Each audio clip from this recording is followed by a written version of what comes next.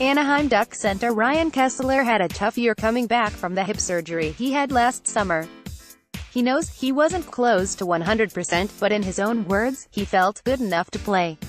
After the surgery, Kesler said he had to learn to skate again, learning how to basically skate again and coming back behind the 8-ball when everybody is in mid-season form and you're in training camp mode was hard, but it's not an excuse. Ryan KeslerMore from Pucks of a Feather. He's the guy that the Anaheim Ducks count on to defend the other team's best center.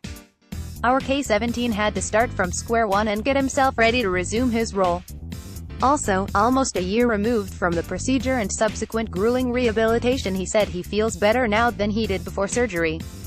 Looking back to the 2016-17 playoff run, it's unimaginable what kind of pain he must have been in.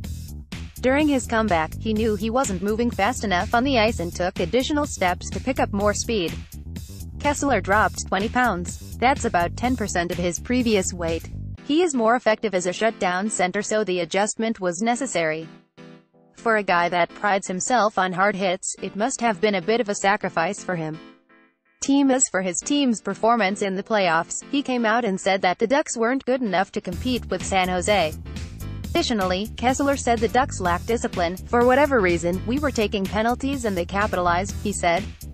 Our power play wasn't good enough early on, and to be honest, we looked short-handed when we were on the power play. That got better as the series went on. Game 4, we should have won that game 1-0. There are a lot of things that happen from game to game, but at the end of the day, top to bottom we weren't good enough.